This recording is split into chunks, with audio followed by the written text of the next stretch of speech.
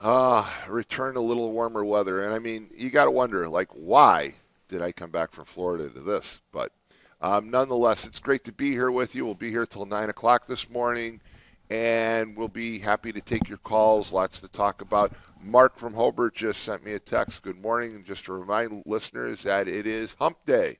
So he's always so gracious. He usually sends me a text message if he can't call in, and that's very nice of him. 845-1100 is the number to call. So there's a couple of issues out there. One is really pretty neat. For the first time in my life, I saw the Northern Lights last night from my yard. I could see them from my yard. It was a nice pink glow in the sky, kind of eerie, kind of cool. You should be able to see it again tonight. I was telling Annette that she needs to go to the lakefront and see the Northern Lights in the cleanest car on planet Earth, by the way. You have the cleanest car there's ever been. You claim you've never washed that since you got it, and I don't buy that for a minute. Your wheel covers are cleaner than anybody's I've seen. Oh, it's dark. You can't see it that well. Yeah, so you're saying I'm losing my eyesight now, huh? But I mean, I suggested that you go see the Northern Lights tonight. It's really, really kind of a cool occurrence, and you should be able to see them again tonight. But I saw them from a yard, so I wondered how many people out there saw them last night because it was truly spectacular. This is the brightest I've ever seen. I've seen the Northern Lights before from the lakefront, primarily by taking a photo and then looking at the photo. But last night you could just see them. It was like there's no question. It was extremely bright. So 845-1100 if you saw the lights. And then, of course, we have the debacle that I'm calling it with the continuing resolution and reopening of government. So the Senate finally passed a resolution to reopen government, and 7 Democrats and 1 independent stood up and basically bolted with the Democratic Party and said enough, and they reopened government. And I have to agree that it's time to reopen government. You're hurting a lot of innocent people, hurting travelers. 5 million people had their travels interrupted last week. You had people who were going without pay. Those TSA agents and air traffic controllers and law enforcement personnel, the military, were going without pay, and that's just plain wrong. We should never cause people to have to go without pay because of the stupidity of Congress. Now, the bill goes to the House, and that really poses some predicaments for a lot of individuals in the Democratic Party because they've argued that they wanted to reopen government, and now Hakeem Jeffries is pushing to not pass the resolution. To me, it's a foregone conclusion. They have enough votes to pass it. So if you're in the House, why not just jump on board and say, yes, I'm willing to reopen government. It doesn't make sense to not reopen government at this point. Love to hear from you this morning about that. We have lots of things to talk about in addition, but we have a caller, so we'll take that caller. Good morning. You are on the air. I didn't see the Northern Lights last night, but Why not? Well, I think it was a year ago. I was over by Lakefront, by your wonderful Whiting, Indiana, and I took my drone up and got a good shot of it. You know, I remember the drone shot. In fact, yes.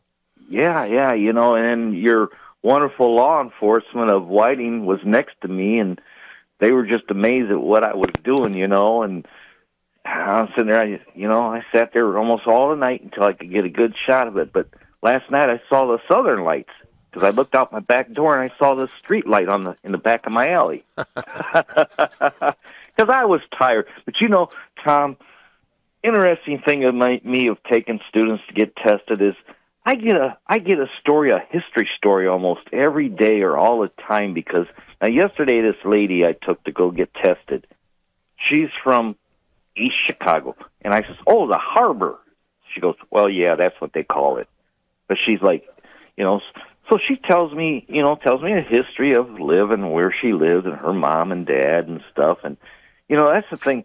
I teach the students, I help the students pass to get their CDLs, but the most enjoyment I get is I meet so many different people and they tell me history stories of where they came from and what they did and why they're doing this and tell me stories about the cities. Well, I'm going to point out a history story that you actually will definitely want to know. and that is coming up on November 20th at noon at Calumet College in the second floor. Local attorney and historian David Dabertin, my brother David, my little brother, will be talking about the true roots of bluegrass, focused on Bill Monroe's connection to the area. Monroe is considered the father of bluegrass and one of the fathers of modern country music. He helped found the Grand Ole Opry. And David, of course, is quite an expert on local history. The forum begins at noon on November 20th, and it's free to attendees. So there's something to talk about, because modern bluegrass music actually was started in Northwest Indiana, and modern country music basically also has its roots in Northwest Indiana, and nobody really seems to know about it other than a handful of historians, my brother David probably being the most obvious one. And it's really an amazing story, and I've mentioned this to the city of Hammond before, the city of Whiting. If they wanted, they're entitled to an historic marker. They should consider maybe having a bluegrass festival, because bluegrass started here. If you have Sirius XM radio, there's a whole channel dedicated to bluegrass music. Not around here. Yeah. So, and then I'm in a second. I'll let you go, because I know the wonderful professor be coming on right after me. But thing is, I just hope and pray that, if the government doesn't get their butt straightened out, that at least all the area around here, people will help people to make sure all the families in this area be able to have a good Thanksgiving dinner on their table. Well, I think hope the whole area. The SNAP benefits should be restored in about 5 days once they reopen government, and that's a good point, Mike. We're coming up on Thanksgiving. People should never be held hostage on their ability to get food because the government is too dysfunctional to remain in operation. They should never be the victims. I totally agree with you, and I'm really hoping for a good Thanksgiving for everyone, and I'm glad that you brought that up. Yeah, and then I'm going to let you go in a second, but pretty soon you're going to have that big thing going downtown Whiting with that big tent thing going on. No, we're not doing the tent this year. We're not. We've mentioned that we're not doing the tent. The Christmas market, the Kris Kringle market that I started, is moving over to the Whiting YMCA, and it's going to be held in the lobby and the first floor of the YMCA instead. The tent was great. I did it for 3 years. It was time for me to step back, let somebody else do it, and the cost of the tent is very, very expensive. We're talking about $12,000. So it really was cost prohibitive. And it isn't too tall. When you walk in there, you got to duck all the time. Well, it was tall enough, but it was just too expensive. So that's like that 1 year I was out there and walked around, and it was amazing because you walked around a minute, and I was in the area where they had the vendors, Yes. And I'm standing there taking pictures, and the next thing I know is, like you were saying last week, you're walking, you stand and you see above everybody else, and I'm taking pictures, and I look, and right there, I say, there you are, you're way up there. Yeah, I do have I have that view over everybody. I just wonder if you stand next to all the towers in Chicago. I wonder if you're just close. If you're just as almost tall as the Sears Tower. No, but there's been jokes over the years that I probably am closer to being hit by lightning than most individuals, and it's probably true. Although technically speaking, the height wouldn't make a lot of difference. But when I walk down the street, I see the top of people's heads. I just do. I mean, I look out, like if I'm in downtown Chicago, I see the top of everybody's heads. And it's a different perspective. And again, I've talked to a couple of people taller than me. The one person that had a lot of fun one time was standing behind me getting into a Valparaiso University basketball game, and I hear this voice from above me instead of below. And it was Rick Smits, the famous NBA player, the Flying Dutchman, and he was behind me, and he said, "How does it feel to be short for a change?" And he's 7'2", so He's 5 inches taller. Hey, thanks so much for the Well, call. yeah. Hey, I'm going to let you go, and all your listeners and the station staff and everybody, just have a wonderful and beautiful and safe day today. All right. Thanks so much. Okay, bye-bye. I believe we have another caller. Good morning. You're on the air. Well, speaking of Whiting, the edition of the Panorama magazine, which is headlined as Northwest Indiana's entertainment magazine, Mindbenders was featured on the front page. And with Christmas rapidly moving toward us, they have a lot of things for people who have everything, especially for smart teenagers, puzzles and games of all kinds.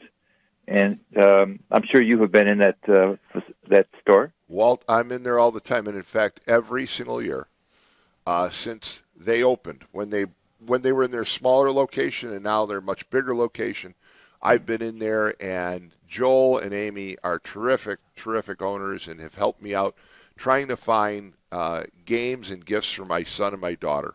And every single year, we end up buying something from there. In fact, Joel is so good that Joel knows my son Tom is into board games, and Joel knows always the hottest board games out there. So my son will want some obscure board game that nobody's heard of, but I'll go in and Joel will be like, yep, I kind of figured he was interested in this one. I've got one up on the top shelf, and he pulls it off, and he has it. Nobody else in America will have that game but Joel Bender. So Mindbenders is a great store, and I know you've been there, and it's really remarkable. I went in there to look for some stuff for my teenage grandsons. They're both really smart kids, and I gave them a general idea as to what kind of kids they were, and they came up with some things that I was able to buy.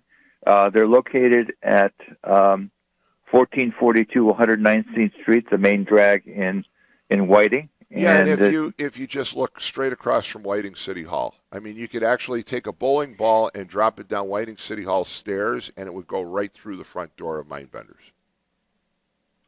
And it's their number is area code 219-237-4386. Do you know what this item here in the panorama? They don't mention specifically what days they're open. Are there any days that they're not open? Toward Christmas, they're open every day of the week. Joel will be there on Sunday afternoons, and they usually have extended hours beginning with Thanksgiving. In fact, Joel's going to be on in the next couple of weeks, so he's going to be talking about Mindbenders, and I'm going to have him on both through the Chamber Show and just as a friend. I'm going to have him come in because Joel and Amy really have a knowledge of gifts, especially toys, games, and these are, as you know, they're games for adults, they're games for teenagers, for small children. They have all of it. And Joel has such a knowledge of the trends and what's going on that I want to bring him in and really give him a chance to do a deep dive talking about what's out there this year for Christmas. Well, the more good news is that finally there are enough senators, Democrat senators, they're willing to vote for the continuing resolution. And, oh, by the way, the continuation was Biden's budget kind of thing. Crazy situation. The Republicans were voting for it. They exercised their majority in both houses and so forth. But through parliamentary tricks available to people, Walt? Hello? Walt, I think we lost you. If you want to call right back. We lost you, Walt. Give us a call right back because you're getting right in the heart of today's conversation, which, of course, is the reopening of government and the passing of the continuing resolution. So give us a call right back. 845-1100. Where Walt was going was, again, you had seven members of the Senate who bolted from their party along with one independent from Maine to go ahead and pass the continuing resolution. It reopens government. As Trucker Mike mentioned, it makes SNAP benefits available for individuals and families again, which you hate to see people in need get hurt.